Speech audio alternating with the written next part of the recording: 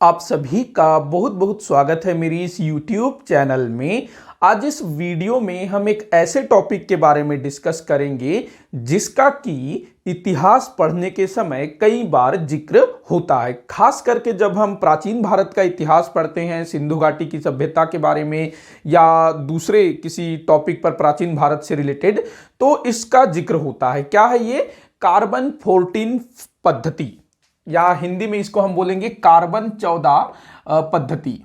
Carbon 14, ये 14, carbon 14 पद्धति।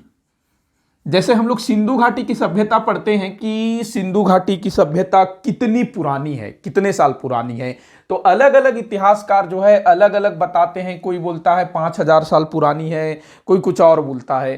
तो इसका जो है ना, ये जो पद्धति है कार्बन 14 पद्धति, ये एक वैज्ञानिक पद्धति है किसी भी वस्तु के आयु की गणना करने के लिए इस पद्धति का प्रयोग किया जाता है। इसी पद्धति के द्वारा हम पढ़ते हैं कि सिंधु घाटी की सभ्यता जो है 2300 से 1700 ईसा पूर्व विकसित हुई थी। ये हम पढ़ते हैं सिंधु घाटी की सभ्यता के विषय में कि ये जो है 2300 ईसा पूर्व से शुरू हुई और लगभग 1700 ईसा पूर्व तक चली थी। तो इसी पद्धति के आधार पर, तो आखिर ये पद्धति है क्या, मतलब जो कार्बन 14 पद्धति है ये है क्या, किस प्रकार से कार्य करती है, किस प्रकार से किसी भी वस्तु के आयु की गणना इस पद्धति के द्वारा की जाती है, इसको हम लोग समझने की कोशिश करेंगे। तो देखिए, शुरू करते हैं हम। तो देखिएगा, इस मतलब संसार में जो भी जीवित वस्तु है, मतलब कि जिस भी वस्तु में प्राण है, चाहे वो पेड़ पौधे हो या जीव जंतु हो, मानव हो, जितनी भी चीजें जिसमें प्राण होती है, जो जीवित रहता हो, उसमें जो है कार्बन होता है। मतलब कि जिसमें जीवाश्म है, जिसमें जीव का अंश है, मतलब जिसमें जीवाश्म है उसमें कार्बन होगा। और इसी कार्बन के आधार पर किसी भी वस्तु के आयु की गणना की जाती है। अब ये जो है कार्बन की अगर हम बात करें तो किसी भी जीवित वस्तु में, मतलब कि पेड़ पौधे हो गए, जीव जंतु हो गए, यहां तक कि मृदा जो मिट्टी है ना, उसमें भी कार्बन पाया जाता है। कैसे? देखिए, जो पेड़ पौधे हैं वो मान लो गिर गए, जमीन में गिर गया, पत्ता जो है जमीन में गिर गया, दब गया, तो वो मिट्टी में मिल जाएगा, तो उसमें जो कार्बन था वो मृदा में भी चला जाएगा। और ऐसे ही जो मिट्टी के बर्तन वर्तन बनाएंगे तो उसमें भी कार्बन देखने को मिलता है। तो जैसे कहीं पर मान लो कोई मिट्टी का बर्तन मिला तो उसमें कार्बन रहेगा, तो उस कार्बन के आधार पर उस मिट्टी के बर्तन की आयु की गणना की जा सकती है। तो जितने भी जीवाश्म वाले वस्तु है, मतलब कि पेड़ पौधे, लकड़ी से बने जो भी चीजें हैं, मिट्टी हो गया, जीव जंतु हो गया, इनमें जो है कार्बन होगा। लेकिन जो पत्थर है, धातु है, उनमें जो है जीवाश्म अर्थात कार्बन नहीं होता है, तो उनके आयु की गणना करना मुश्किल है। ये चीज आप लोग ध्यान में रखेंगे। अब हम लोग आते हैं कार्बन पर। तो ये जो कार्बन है किसी भी जीवाश्म पर, किसी भी जीवित ऑब्जेक्ट पर कहां से आता है कार्बन? तो देखिएगा, जो कार्बन है ये जो है ना, जो पेड़ पौधे हैं वो प्रकाश संश्लेषण के माध्यम से अपना भोजन तैयार करते हैं और उसी प्रकाश संश्लेषण के द्वारा वो अपने अंदर कार्बन लेते हैं। मतलब कि कार्बन को ये जो है अपने अंदर लेते हैं कौन? पेड़ पौधे, जो भी पादप चीजें हैं ना, पेड़ पौधे, फूल पत्ती, ये जो है प्रकाश संश्लेषण के द्वारा अपना भोजन प्राप्त करते हैं, उसी से उनको कार्बन मिलता है। अब ये जो पेड़ पौधे हैं, जितने भी पादप चीजें हैं, उनको कौन खाता है? जीव जंतु खाते हैं। तो कार्बन जो है पेड़ पौधों से कहां चला गया? जीव जंतु में। अब जो शाकाहारी जीव जंतु हैं उनके में कार्बन चला गया। अब जो शाकाहारी जीव जंतु हैं उनको काफी सारे मांसाहारी जीव जंतु खाते हैं, जैसे कि बाघ, चीता, ये लोग तो पेड़ पौधे नहीं खाते हैं ना, लेकिन ये लोग किसे खाते हैं? हिरण को खाएंगे, बाकी जो दूसरे शाकाहारी जीव जंतु उनको खाएंगे, तो उनके अंदर जो कार्बन है वो उनके अंदर भी चला जाएगा। ऐसा ही जो है ना मानव भी जो है पेड़ पौधों को खाता है, शाक भाजी, फल फूल इनको खाता है ना, उन सब में कार्बन है। इसके अलावा वो जीव जंतुओं को भी खाता है, तो मानव के अंदर भी कार्बन होगा। और मिट्टी के अंदर कार्बन कहां से आएगा? तो जो भी पेड़ पौधे हैं, लकड़ी है, कोई जीव जंतु है जो मिट्टी में दब गया, तो वहां से जो है मिट्टी में कार्बन चला जाता है। तो आपको कार्बन का स्रोत पता चल गया होगा। अब देखिएगा, ये जो कार्बन है ना, ये किसी भी जीवाश्म में दो प्रकार का कार्बन होता है।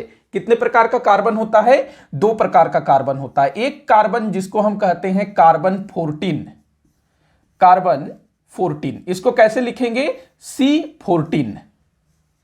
दूसरे प्रकार का कार्बन होता है जिसको कहा जाता है कार्बन 12, इसको लिखेंगे C12। अब किसी भी जीवाश्म में, मतलब कि किसी भी जीवित वस्तु में, चाहे वो पेड़ पौधे हो, चाहे वो जीव जंतु हो, उनमें जो है ये दो प्रकार के कार्बन पाए जाते हैं और ये जो है ना जीवन भर उनके अंदर ये कार्बन रहता है और जब वो मर जाते हैं ना तो फिर इस कार्बन में परिवर्तन होना शुरू हो जाता है और उसी परिवर्तन के आधार पर उसकी आयु की गणना होती है। अब यहां आप लोग ध्यान दीजिएगा कि ये जो कार्बन 14 है और कार्बन 12 है, ये जो है किसी भी जीवाश्म में, किसी भी जीवित वस्तु में समान मात्रा में होता है। उसके मरने के बाद जो है घटेगा, एक घटेगा, तो दोनों जो है समान मात्रा में रहेगा। मतलब मान लीजिए मैं अपने आप की अगर बात करूं तो मैं भी एक जीवित वस्तु हूं, मेरे अंदर भी जीवाश्म है, तो मेरे अंदर भी कार्बन होगा, दोनों ही प्रकार के, कार्बन 14, कार्बन 12। अब देखिएगा दोनों कार्बन की जो मात्रा है वो समान होगी। दोनों कार्बन जो है किसी भी जीवाश्म में समान मात्रा में होगा। अगर मान लो जो कार्बन 14 है वो 10 ग्राम है तो कार्बन 12 भी 10 ग्राम होगा। मतलब कि दोनों ही कार्बनों की मात्रा जो है किसी भी जीवाश्म में एक समान होगी। अगर ये 25 ग्राम है तो ये भी 25 ग्राम होगा। ये जीवित अवस्था की बात कर रहा हूं। इसके बाद मान लो कोई जीवित वस्तु है, पेड़ पौधा है, जीव जंतु है, वो मर जाता है। मरने के बाद क्या होता है कि ये जो कार्बन 12 है ये जितना का उतना ही रहेगा। हम पकड़ के चलते हैं 10 ग्राम, 10 ग्राम, हाँ ये C12, 10 ग्राम C14। तो अब जो है जो जीवित वस्तु है उसके जीवित अवस्था में दोनों ही कार्बन जो है 10-10 ग्राम था। अब ये वस्तु जो है मर गया, निष्प्राण हो गया, तो अब क्या होगा कि जो C12 है वो जितना का उतना ही रहेगा। मतलब कि हजारों सालों बाद भी अगर उस वस्तु में हम कार्बन की मात्रा देखेंगे तो जो C12 है वो जितना का उतना ही रहेगा। 10 ग्राम है तो वो 10 ग्राम ही रहेगा। लेकिन जो C14 है, मतलब जो कार्बन 14 है, वो जो है उसका क्षय होगा। कार्बन 14 का क्या होगा? क्षय होगा। क्षय होने का मतलब क्या होता है? ये जो है घटता जाएगा, कम होता जाएगा। ये जितना का उतना ही रहेगा। जो C12 है जितना का उतना ही रहेगा, लेकिन जो C14 है वो घटता जाएगा, उसका क्षय होता जाएगा। और इसको जो है वैज्ञानिक भाषा में बोला जाएगा, जो क्षय होना को इसको बोला जाएगा रेडियोधर्मी। रेडियोधर्मी।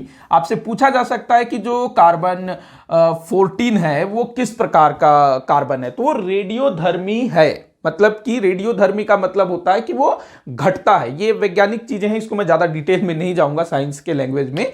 तो क्षय याद रखेंगे, जो कार्बन 14 है वो क्षय होता है, उसका मतलब वो घटता है, कम होता है, मतलब ये रेडियोधर्मी है। वहीं जो C12 है ये जस का तस रहेगा, समान मात्रा में बना रहेगा मृत्यु के बाद भी। मृत्यु के हजारों सालों बाद भी उस वस्तु में कार्बन 12 की मात्रा जितनी थी उतनी ही रहेगी। लेकिन जो कार्बन 14 है ये धीरे धीरे कम होता जाता है और एक समय ऐसा आता है कि वो पूरी तरह से समाप्त हो जाता है उस वस्तु से। तो इसका क्षय होगा। कार्बन 14 मतलब ये रेडियोधर्मी है और C12 जो है रेडियोधर्मी नहीं है। इसी के आधार पर पता लगाया जाता है कि कोई वस्तु कितनी पुरानी है।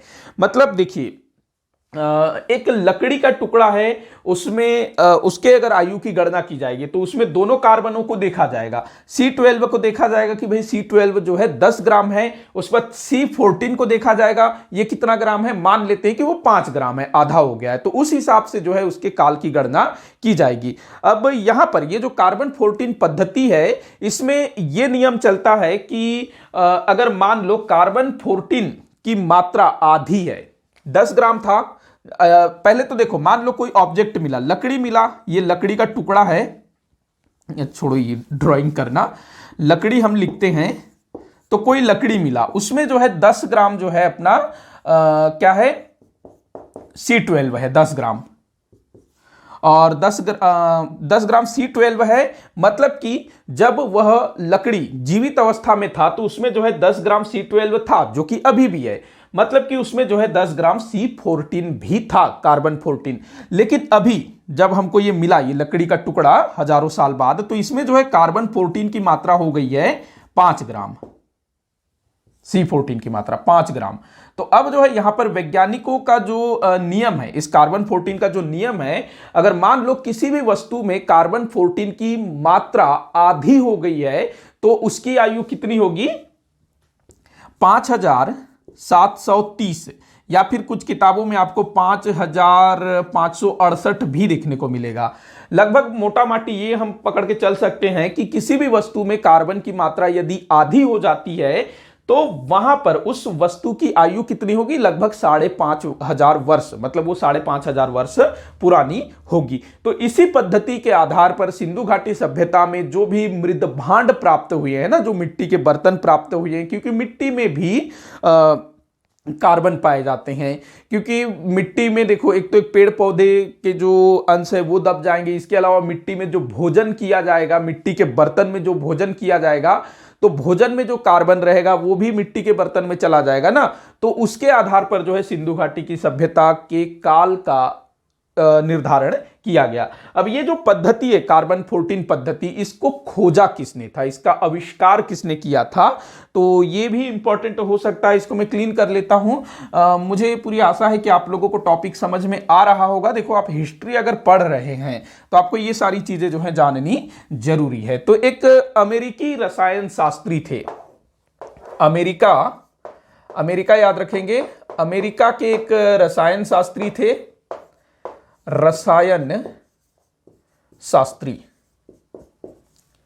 जिसका नाम था V.F. Libby, Willard Frank Libby, Willard Frank Libby, जिसको V.F. लिब्बी भी लिखा जाता है। तो ये जो विलार्ड फ्रैंक लिब्बी है, इसने वर्ष 1946 में इस कार्बन 14 पद्धति की खोज की थी, और इस कार्बन 14 पद्धति के द्वारा सबसे पहली बार जो है एक लकड़ी के आयु की गणना की गई थी। मतलब कोई पुराना लकड़ी कहीं मिला होगा तो उसमें कार्बन को देखा गया होगा कि भाई जो C12 है वो कितना है और जो C14 है वो कितना कम हुआ है। C12 के आधार पर ही जो है कार्बन 14 को निकाला जाता है, क्योंकि C12 जितना होगा उससे पता चलेगा कि कार्बन 14 कितना था। तो सबसे पहले एक लकड़ी के टुकड़े की आयु की गणना की गई थी। अच्छा, ये जो विलार्ड फ्रैंक लिब्बी है ना, इनको वर्ष 1960 में रसायन शास्त्र का नोबेल पुरस्कार भी दिया गया था, वर्ष 1960 में। तो ध्यान रखना, इस पद्धति के द्वारा, ये जो कार्बन 14 पद्धति है, इसके द्वारा किसी भी वस्तु के लगभग 60,000 साल पुरानी वस्तु तक की मतलब किसी भी वस्तु की जो आयु है ना, वो लगभग 60,000 वर्ष तक की गणना की जा सकती है। मतलब उससे ज्यादा की गणना करना इस पद्धति के आधार पर थोड़ा मुश्किल है, लेकिन 60,000 वर्ष पुरानी कोई वस्तु अगर मिलती है तो उसकी आयु निकाला जा सकता है इस पद्धति के द्वारा। तो ये टॉपिक जो है यही समाप्त होता है। मुझे पूरी आशा है कि आप लोगों को टॉपिक अच्छे से समझ में आया होगा। कहीं भी कोई भी डाउट हो तो जरूर पूछिएगा। बाकी आप लोग मुझे कमेंट बॉक्स में बताइएगा कि आपको और किस किस टॉपिक पर वीडियो चाहिए। जैसे कि एक बच्चे ने कमेंट किया था कि जो मेहरौली लौह स्तंभ है उसमें मतलब क्या क्या टॉपिक है, मतलब क्या लिखा हुआ है, उसको बताइएगा। तो मैं सोच रहा हूं कि जो मेहरौली लौह स्तंभ है, इसके अलावा जो अशोक के जो अभिलेख है उसमें क्या क्या लिखा हुआ है, क्या क्या दिया हुआ है, इसके अलावा जो समुद्रगुप्त का प्रयाग प्रशस्ति है, एहोल प्रशस्ति है, उनमें क्या लिखा गया है। क्योंकि कई बार ना उनसे भी क्वेश्चन पूछा जाता है कि इस लेख में क्या कहा गया है, अशोक के अभिलेख के फला अभिलेख में क्या क्या बातें कही गई है, ऐसे पूछा जाता है। तो मैं कोशिश करूंगा कि उसको मतलब डिटेल वीडियो लेकर के आऊं, अलग अलग जो लेख हैं उनका। शायद आपको अच्छा लगे तो आप मुझे नीचे कमेंट बॉक्स में बताइएगा क्या इस तरह का वीडियो लाना चाहिए या नहीं। तो वीडियो यही समाप्त होता है। वीडियो को लाइक करिएगा, शेयर करिएगा, चैनल को सब्सक्राइब करिएगा। वीडियो को आखिर तक देखने के लिए आप सभी का बहुत बहुत धन्यवाद।